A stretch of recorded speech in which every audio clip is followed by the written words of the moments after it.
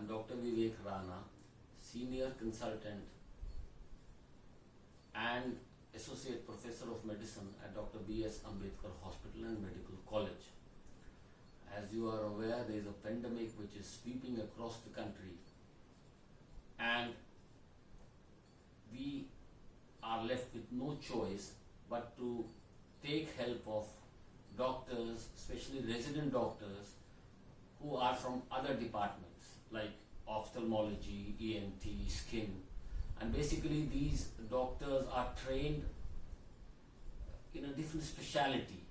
So this lecture basically is for these resident doctors so that they are able to learn the basics of COVID. What exactly is COVID? What is the pathophysiology of the problem, the complications, how the COVID causes all these complications, and what management is to be done for that.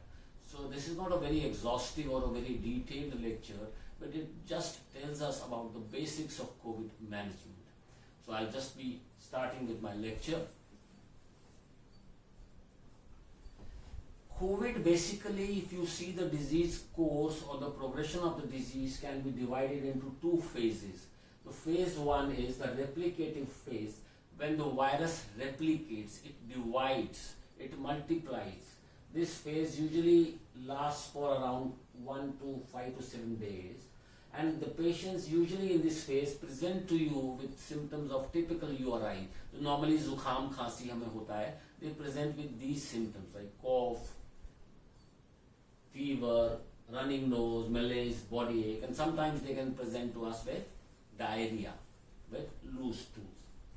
Majority of the patients, they do not go into the second phase and they become fine after 5 to 7 days, but unfortunately a small minority, somewhere around 10 to 15% of the patients, they go into the second phase. What happens in the second phase is there is a hyper-inflammatory response from the body. The virus usually stops replicating after 5 to 7 days, but now it is the inflammation which has been induced by the virus which causes the organ damage. So after 5 to 7 days, there is an inflammation which is mediated by certain cytokines, certain types of chemicals which cause inflammation. That is why we call it a cytokine storm. And this leads to damage to the organs. In the lungs, it can lead to pneumonitis or ARDS, and this can also lead to thrombosis. Next slide, I will be telling you about that. So what happens is the virus itself can have a cytopathic effect, that is, it can injure the cell directly and lead to organ dysfunction. It can lead to release of inflammatory mediators, the cytokines, and it can lead to, the virus can lead, and the inflammation can lead to endothelial damage. Endothelial is the inner layer which lines the blood vessels, and once the damage occurs, it can lead to thrombosis. So you can see there is an organ dysfunction. Virus can cause a direct organ dysfunction. Virus can lead to release of inflammatory mediators which can cause inflammation, and these can lead to thrombosis. So we have three ways by which the organ dysfunction occurs: direct damage by the virus, release of inflammatory mediators, and thrombosis. This is a very important slide. So there are three ways by which the organ dysfunction occurs. Direct cytopathic effect, but unfortunately we do not have a very potent antiviral drug. Rather, we do not have any proven antiviral drug at this moment of time. So forget about this. So we have to take care of these two things if we want to prevent organ dysfunction. Take care of inflammation, take care of thrombosis, and then we can prevent organ dysfunction. Definitely, if we are able to do that, we are able to salvage the patient. These two things are very important in managing these patients. I've already discussed, all those things can lead to organ dysfunction. If the lung is involved, we can have pneumonia, ARDS, and if a substantial amount of lung damage occurs, lung injury occurs, it will lead to respiratory failure. Similarly, if the kidney is involved, you will have a increasing trend in the KFTs, that is, the urea will go up, the creatinine will go up. Similarly, the heart can be involved, which can cause congestive heart failure or an MI, unfortunately. Similarly, the brain can be involved, leading to a CVA or to a venous thrombosis or to an NCAF. So depending on which organ is involved, the patient will present to you with those symptoms. Now, before we go further, the patient comes to us in the OPD or to your casualty or to your emergency, we have to decide whether the patient is having mild or moderate or severe disease, because your management depends on that. A person of COVID who comes to you with mild disease will usually present to you with cough, fever, expectoration, body ache, malaise, but he will basically be coming to you with upper respiratory tract infection signs and symptoms. No dyspnea, no fall in oxygen saturation. These patients can be sent home. Now, second group who have moderate pneumonia. These patients usually come to you with shortness of breath, that is breathlessness. They have a respiratory rate of more than 24, but less than 30, and the oxygen saturation is somewhere around 90 to 94. One very important thing which I will like to emphasize is, मैंने बहुत बार सुना है कि the doctors also talking about this कि जी पहले तो 98 थी, अब 94 हो गई, क्या फर्क पड़ता है? No, if the sats fall by more than 3%, it means the lung damage is substantial. I'm not going into the details, but if you see the S-shaped oxygen dissociation curve, by the time the oxygen saturation falls from 98 to below 94, it means a substantial amount of lung has been involved. So this is a really serious thing. These patients have to be admitted. Now then, the severe. Severe means a person who has a SpO2 of less than 90% of room air, or has a respiratory rate of more than 30, or is in sepsis or shock. In addition to that, there are certain patients who are at a higher risk of complications. They are at a higher risk of landing into trouble. These are patients who are obese, जो मोटे हैं, patients more than 60 years of age with diabetes, hypertension, COPD, chronic lung disease, liver disease, kidney injury, immunocompromised, having cancers or congenital heart disease. These patients, even if they have a mild disease, the possibility that they land it here or here is higher. So these patients, you have to counsel them that if you have certain problems, you have to come back to hospital immediately, or if they are somewhere in between these two areas, maybe they are somewhere around here. So these patients, especially in our hospital, we have a facility in a banquet hall where we are providing them with round-the-clock medical care with oxygen supply. Maybe if we have bed availables there, these patients can be sent to those banquet halls which are manned by doctors and which have basic medicines and oxygen supply. Maybe depending on case to case, they can be referred to those places. Remember this slide. ये slide देख लीजिए. This is very important because the treatment depends on this. Now, what to do with a person who falls into a mild category? Mild category. This. Before I proceed further, we do not have any hardcore scientific evidence of using all these drugs. So if you want, the patient can only go on paracetamol 15 mg per kg 6 hourly SOS if and when required, but not more than 6 hourly. But there are certain studies which show that ivermectin has some role. I have been prescribing it. Most of my colleagues are prescribing it. So the patient who fits into a mild criteria can be sent home on ivermectin 200 microgram per kg. That basically means if the patient is less than somewhere around 70 kgs, you can give him 12 mg per day for 3 days. Or if he's more than 70-75, you can give him 16 mg per day. In addition to that, you can give Doxy 100 BD for 5 days, paracetamol SOS, vitamin C, zinc. You just note it down, vitamin D. But one very important thing which you have to tell the patient is, if these mild patients, they have difficulty in breathing, or if they have a high grade fever, especially if after more than 5 days, and especially if the fever worsens after 5 days. यानी कि patient कहता है, this happened to me. I had COVID in June last year. Initially my fever was around 100, 0.2, but after 5 to 6 days it went up to 102. And on 6th day, 7th day, it was 102. Then I realized, yes, this is cytokine storm, and I rushed to the hospital.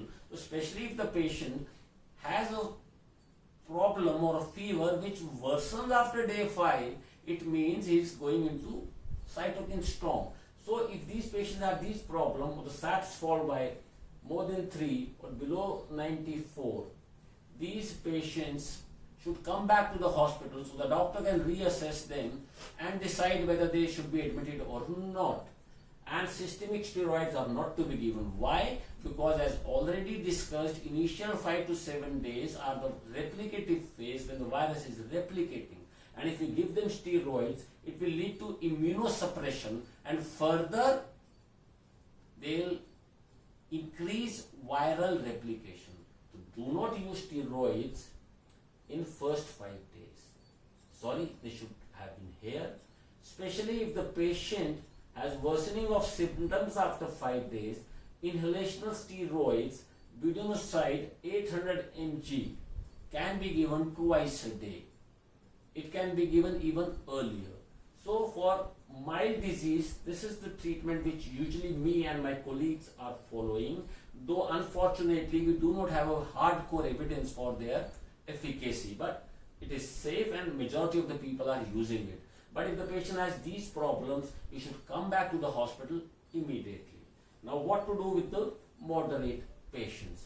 First of all, once we have stratified the patient to be having a moderate disease, we'll have to go and get all these investigations done. These are very important. CBC, KFT, electrolytes, LFT, RBS, X-ray test should be done. HRCT, there is a star here. Because of the pandemic, because of the logistical problems, ideally speaking, yes, it should be done. But in the present scenario, I think not each and every patient should go in for an HRCT.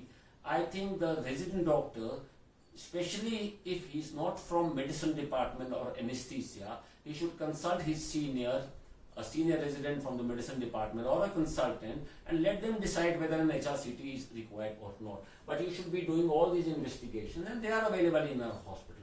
CBC, KFT, LFT, RBS, and X-ray test, ECG. CRP, D-dimer, these two are very important. Again, serum ferritin, LDH, and IL-6 should be done. But because of the logistical constraints and because of the pandemic, if you are able to get all these two done, this is a marker of thrombosis and this is a marker of inflammation. These are the two things which we talked about, which are very important and have to be taken care of. So if you are able to get all these, well and good. Otherwise, please get these two done. And these have to be done on day 3rd or 4th of the illness, and thereafter every 2nd day. So you have to get these investigations done. These patients definitely have to be admitted in the ward, not in the ICU. And what is to be done? First of all, what do we want to achieve?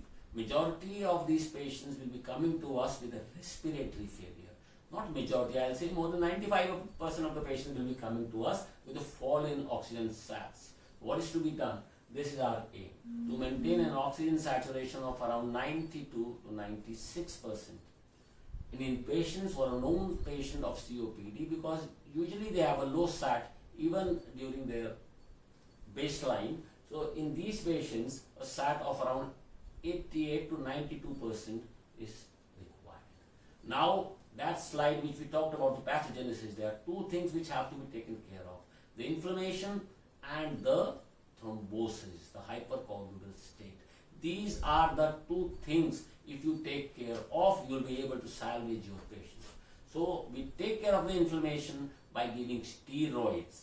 So we give methylprednisolone to patients presenting to us with moderate disease, and the dose usually is 0.5 to 1 mg per kg per day in 2 divided doses. So normally जो हमारे पास patient आते हैं, somewhere around, you can say 60 to 80 kgs of weight. So you can give somewhere around 30 to 80. If you are giving 0.5, that will be somewhere around 30 to 40. If you want to give 1, that will be somewhere around 60 to 80. So these patients should be given 30 to 40 mg IV BD of methylprednisolone. This is usually what we are following in our hospital.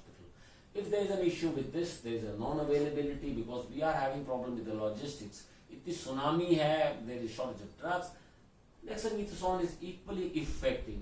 Dexamethasone weight by weight is roughly around 1:4. If the methylprednisolone is 4, then the dexa you will be needing is 1. So you can give dexa around 6 to 8 mg per day.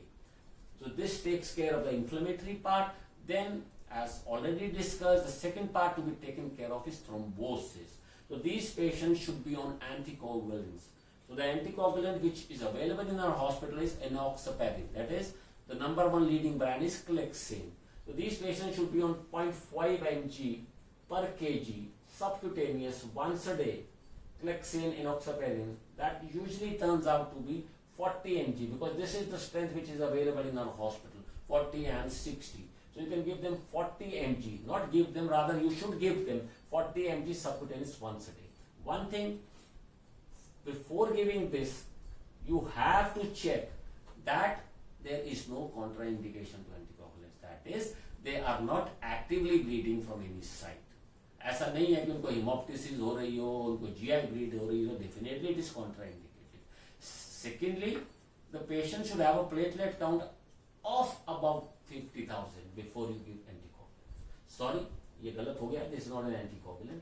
Remdesivir, especially if the patient has a moderate disease, you can give an antiviral, Remdesivir, and you can give it. The earlier you give, the better it is. And it is usually given in the first 10 days. No point giving it later on because, as already discussed, the virus is not replicating. Then what is the point of giving an antiviral agent later on? You can give, I have put 2 question marks because WHO says it is not effective. But all said and done, we are using it. So in a moderately severe patient, this is the dose, 200 mg on day 1 and then 100 mg thereafter for 5 to 10 days. But you should see that the patient has a GFR of more than 30 ml. That is, the kidney, the KFT should be normal or only mildly deranged, and the LFT should not be deranged. And the ALT, AST should not be more than 3 to 4 times the normal. Some people say 5 times, but 3 to 4 times. But there is an issue. Please consult your consultant posted in that ward. This antibiotics, yes, it's a viral disease. Antibiotics, practically speaking, has no role. But if the patient has a higher TLC or if the procal is raised, you can give Monosef as per the clinical indication. Because majority of these patients should have a normal or a low TLC. If the TLC is on the higher side, you can use a 3rd generation Cephalosporin. This is what generally we use. So a person who classifies at having a moderate disease, keep your oxygen between 92 to 96. In a patient of COPD, 82 to 92. Give them steroid. This is the dose. Give them an anticoagulant. If there is no indication, there is no active bleed and the platelets are above 50,000, give them this. Remdesivir, please consult your senior resident from medicine department or anesthesia or a consultant. It can have a plus minus type of a role, an antibiotic. This is the treatment for moderate disease. Now we come how to monitor these patients. Definitely oxygen SATs saturation has to be monitored. We have to keep a SATs between 92 to 96. How to do that, we'll be discussing it later on. Vitals, BP, pulse has to be measured. RBS, because once we give the patient steroids, especially in diabetics, the sugar will spike. A person who has a controlled sugar, normally उनकी 120, 130, 140 रहती है. Once we give them steroids lead to hyperglycemia. Suddenly the sugar will go up, तो आपको sugar monitoring करनी है, and then accordingly you will have to decide the insulin dose. Leave that to the medicine senior resident. He is apt at that. आप उनको बुलाइए, वो they'll help you with that, and we'll take a lecture for that also later on. Because CRP is an inflammatory marker, as discussed. If after giving steroids the CRP is not falling, or if it is going up, you might have to escalate the dose of methylprednisolone. तो ये आपको हर 24 घंटे या हर 48 घंटे में कराना है. Similarly, D-dimer, if in spite of giving a low dose, that is the prophylactic dose of enoxaparin, the D-dimer goes up, you might have to evaluate for DVT. हो सकता है कि इनको अब माइक्रोथ्रोम्बोसिस के अलावा मैक्रोथ्रोम्बोसिस, यानी कि इनकी पॉपलेटल आर्टरी में, वेन में थ्रोम्बोस बन गया हो, फीमोरल वेन में थ्रोम्बोस बन गया हो, या इनका जो थ्रोम्बोटिक प्रोसेस है वो बढ़ रहा है, you might have to escalate the dose of enoxaparin. जो हम 0.5 mg OD दे रहे थे, हम 0.5 mg BD कर सकते हैं और हम 1 mg BD तक जा सकते हैं। तो ये हमें हर 48 आवर्स में तो कराना ही है। And these basic investigation, X-ray also ideally तो डेली होना चाहिए, but because of the resource constraints we can get it done, especially in the patients who are worsening or who are not improving every 48 hours. HRCT, yes, again, ideally speaking होना चाहिए, but because of the logistics and because of the number of patients we have, I think it should be done if the patient is worsening rapidly in spite of an adequate treatment, or if you have some diagnosis problem, you are doubtful about your diagnosis, maybe it is something else. So एक बार ऐसे इसको monitor करना होगा. So this is the treatment. आप देख लीजिए, and this is how you monitor these patients. Now we come to severe disease. We know what is severe disease. These patients have to be admitted in ICU stat, but unfortunately we have a problem with ICU beds. हमारे पास जितना ICU beds हैं उससे बहुत ज़्यादा patients हैं जिनको requirement ICU की। कोई बात नहीं, we are still doing our best, and these patients, if an ICU bed is not available, should be admitted in a normal wards, because we have a positive pressure BiPAP and CPAP facilities in those places also. So ideally in ICU, अगर नहीं हो पाता तो in the ward. Again, what is our target? An oxygen saturation of 92 to 96 in COPD test. Now again, practically we have to take care of two things: inflammation, thrombosis. These are the two things repeatedly I am emphasizing. इन दो चीजों पे ध्यान देना। Steroid, there we were giving 0.5 to 1 mg per kg. Here we have escalated the dose to 1 to 2 mg per kg. So एक normal आदमी जो हमारे पास आता है adult, these are adult doses जो मैं आपको बताऊंगा, somewhere around 60-70. So you can give somewhere around 40 to 80 mg IV twice a day, somewhere around 60 mg IV BD. तो बहुत ज़्यादा inflammation है तो maybe you can give a stat dose of 80 mg and then you can give this dose 1 to 2 mg per kg. So somewhere around 40 to 80 mg twice a day. This is the equivalent dose of dexamethasone. Give it IV preferably, because in a sick patient you do not know how the GI is functioning. आपके gut में भी absorption में problem हो जाती है if the patient is severely ill. So preferably give it IV. Again anticoagulant. Again there should not be any active bleed, and the platelet count should be 50,000 and above if you want to give. You can even give it in patients who have a platelet count of above 25,000, but then the dose should be half. So what is to be done? Here again the dose is increased. You can give around 0.5 to 1 mg per kg subcutaneously twice a day. We have an enoxaparin in our hospital, so you can give around 40 mg subcutaneous twice a day. Or if the patient is very sick or the D-dimer is very elevated, more than 3 to 4 times, so then you can give even 1 mg per kg twice a day. That comes to around 60 mg per twice a day, because we have a 40 and a 60 mg ampoule available in our hospital. We have ध्यान रखिए. Again remdesivir, yes, if within first 10 days, and जितना जल्दी होगा उतना अच्छा है, because as we have already discussed, the virus replicates initially 5 to 7 days. You can try. I do not know how effective it is, but we are using it, and if it is available, so then in very sick patients, I think especially during the first 7-8 days, you can give it a try. 200 mg on day 1, 200 ml normal saline में आप dilute कीजिए, 1 घंटे में दे दीजिए. Next day, second day से आपको 100 mg per day देना है. You can give it for 5 to 10 days. But I will say, please consult your senior resident from medicine department before you start remdesivir.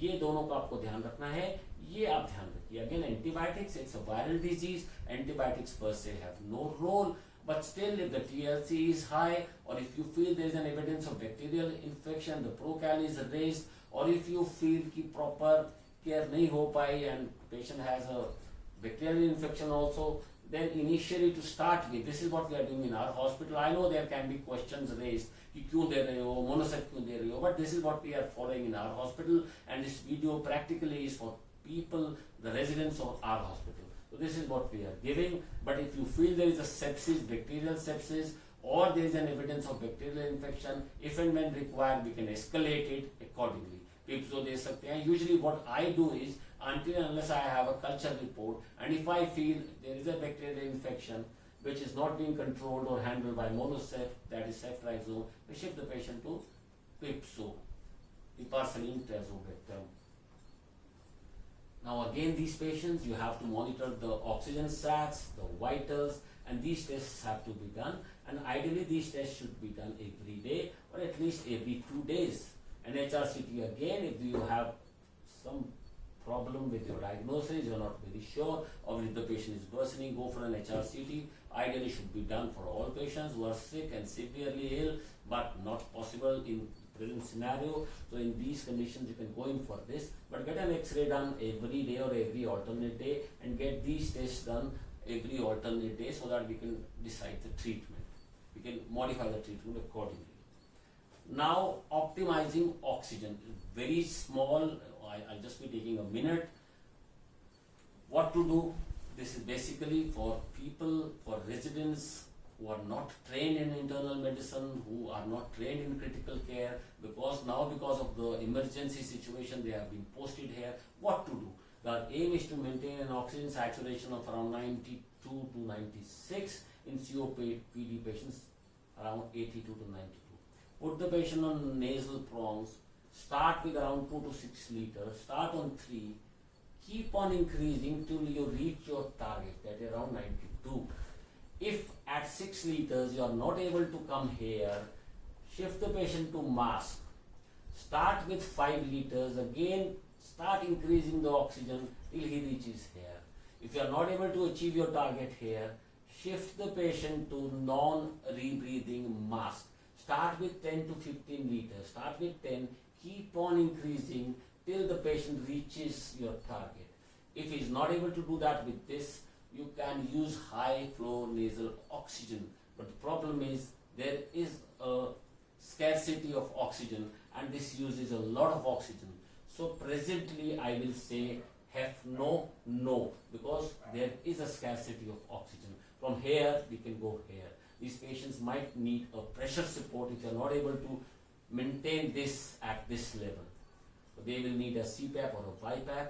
But at this moment of time, I think let the senior resident from medicine or a consultant from medicine decide how to use, when to use, what is to be done.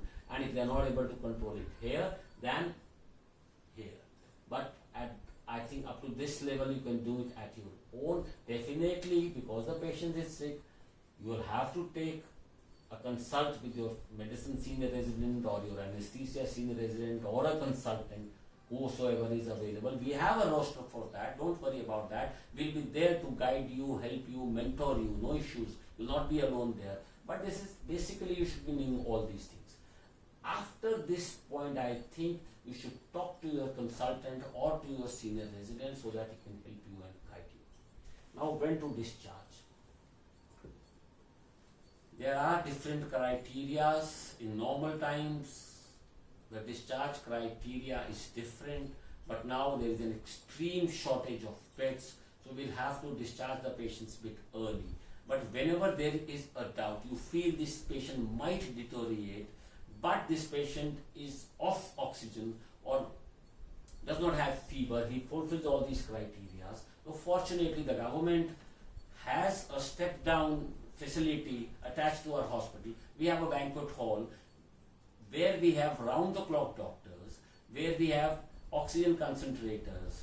So if you feel there is a plus-minus type of a situation and the patient is fulfilling these criteria, is maintaining oxygen saturation of more than 92 for more than 2 days, ideally 3 days, but I think in present scenario 2 days is good enough.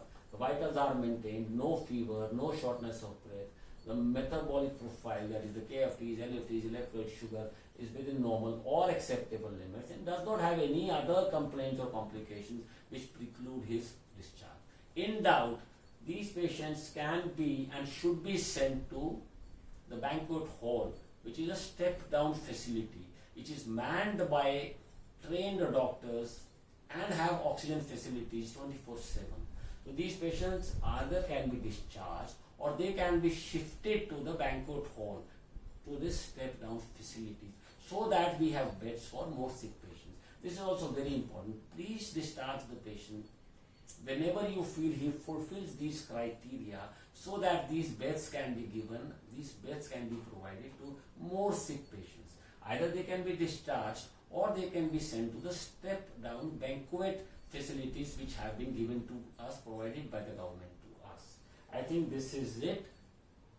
And in addition to taking care of patients, please take care of yourself, because you are important, rather you are very, very important to us. Take care, stay safe. Thank you.